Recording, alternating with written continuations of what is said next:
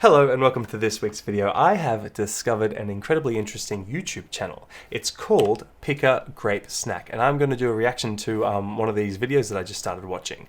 It's the most popular video on the channel with over 15 million views, and I realized it's in French, so maybe it'll be helpful for me to translate what they're saying, and we can talk a little bit about the symptoms. It's this whole channel is full of videos from between the 50s and 80s showing videos of psychiatric illnesses. Some are actors, some are real. This one's, if you're new here, hello, my name's Sil. I'm a junior doctor working in Sydney, Australia, really interested in mental health, and so hopefully these videos can shed some insight. Also, I should let everyone know that whilst I was having the idea of doing this, I have found that another YouTuber is doing this, and his name's Dr. Elliot McCarthy, and he's found this exact channel and has done some of them as well. So check out his channel if you want to see some of his reactions. Alright guys, let's start the video. So already this is a pretty intimidating first image. You've got all these people staring at you through the windows, probably trying to echo the sense of paranoia that so many people with schizophrenia live with. And here it's just saying, starting of schizophrenia in a young girl of 18 years old, chez une jeune fille de 18 ans, and these are some of the symptoms she gets. So, idée de référence, sentiment de dédoublement et de mécanisation, troubles psychomoteurs. These are all just symptoms of psychosis. I haven't really heard of dédoublement. I think that's probably related to passivity or dissociative identity, we'll see. And this is just psychomotor stuff. Idée de référence, that just means kind of delusions of reference, which in psychiatry is usually a term you give when people think that other people are, it's kind of like paranoia. They might like be reading the news and think that the news is about them, or watching TV and think that like the actor on TV is talking directly to them. So they think that everything is, that they are the, reference to everything that's happening. Anyway, let's begin.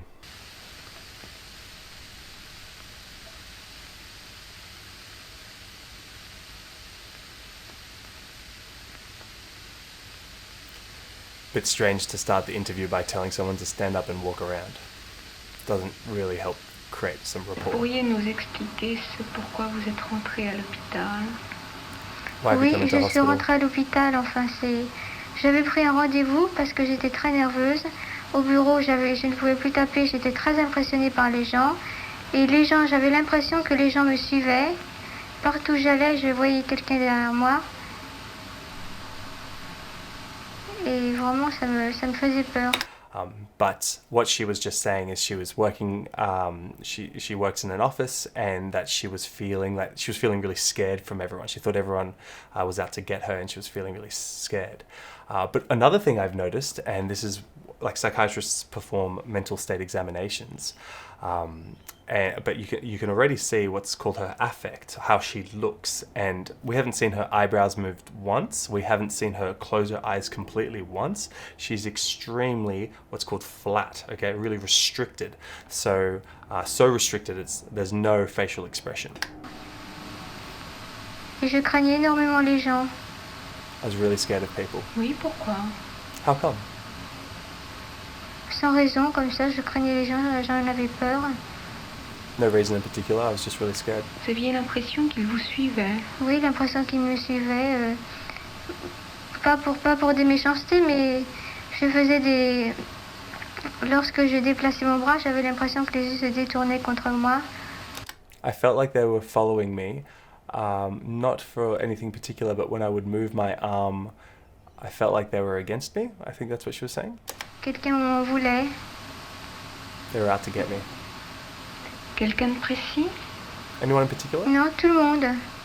Tout le monde m'en voulait, me faisait peur. No one in particular. Et ça durait depuis longtemps? Oui, ça durait 3 semaines avant que je prenne rendez-vous ici à l'hôpital. So it's been lasting for 3 weeks before she took the appointment at the hospital.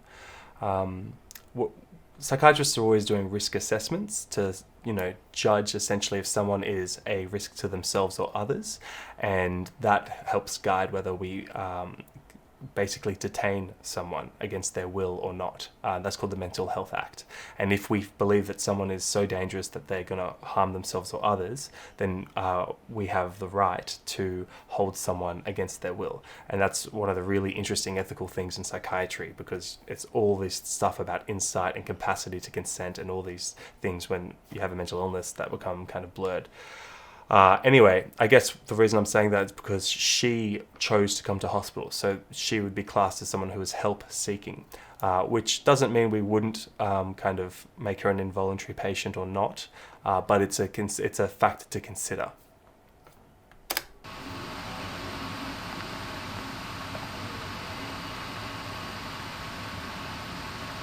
Il y a d'autres choses qui vous gênaient? Anything else bothering you? Oui, je ne pouvais plus. Sorry to interrupt her, but you can. We haven't really talked about how still she is. She's very rigid in posture. Also, psychiatrists look at appearance, and she's obviously very well. She has very good grooming. Very. What would you say? You'd say self-care is evident. Hair is well done. I'm not sure what this necklace thing is. I think it's actually a microphone. But she's wearing a dress. The dress seems a little bit atypical. I'm not sure what the fashion sense in France at the time was, but it kind of looks like a dress you might go out to go clubbing, as opposed to what you would wear to go for a hospital review. But who knows? You know, maybe she thought she was going on TV or something. So. Je ne pouvais plus manier mes doigts, remuer mes doigts, et puis j'étais comme blindée, comme figée sur place. C'est-à-dire? Eh bien, quand je me détournais d'un seul bloc. Impossible de coordonner mes gestes et mes mouvements ensemble. I'm sorry to keep interrupting. I just want to translate that because it's a bit more tricky. She's describing how it was really hard to coordinate her movements and how the movements didn't feel like they were of her own moving. So it's kind of like you feel like a robot that something else is controlling. This is a red flag.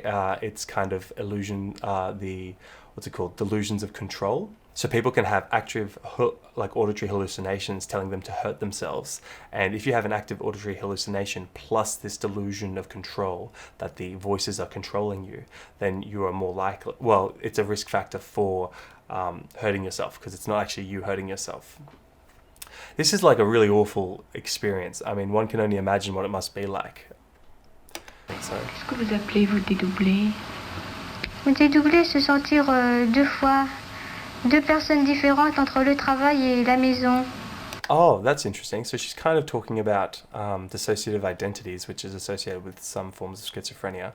But she was just saying that what she meant by doubling of person is she's actually having, like, she's getting this feeling that she's two different people when she's at work or at home. Pourriez préciser un petit peu? Can you clarify? Au travail, je craignais énormément ma chef, qui était très gentille pourtant, mais je la craignais. Je l'ai toujours craint depuis le début, pourtant elle m'expliquait qu'elle était très gentille avec moi. Par contre, j'avais une autre personne qui m'a beaucoup soutenue.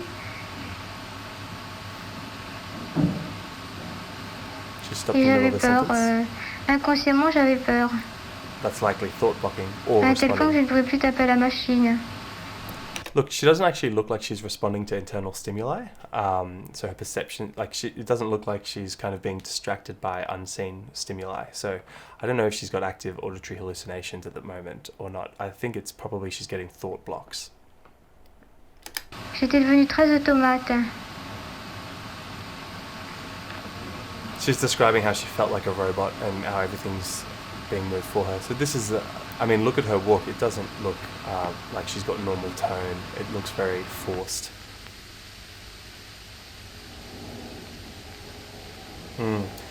So there you have it, the video on catatonic schizophrenia. I know I didn't really talk about what that is. I guess you could say catatonic schizophrenia is really where they have this diminished kind of spontaneous movement and everything looks rigid and atypical. It's pretty rare. I've never seen it in person. That's why this YouTube channel is so valuable. Pick a grape snack. Good on you. And if you found that helpful, insightful, or interesting, consider leaving the video a like. I'm a bit 50-50 on the ethics of this. I hope that patient gave consent when they had insight and capacity to share these videos. I do think though that sharing these videos does help provide a lot of value to people, especially people interested in mental illness. So I'm going to keep doing them for now. If anyone can convince me that it's unethical, I'll stop, but I think it's okay. Finally, don't forget, this is not medical advice or anything. I'm a junior doctor learning about psychiatry. I might make mistakes. I'm sorry about that. Please correct me if I said anything that's wrong. I'd love to learn from you. And I'll see you guys in the next video. All right, bye for now.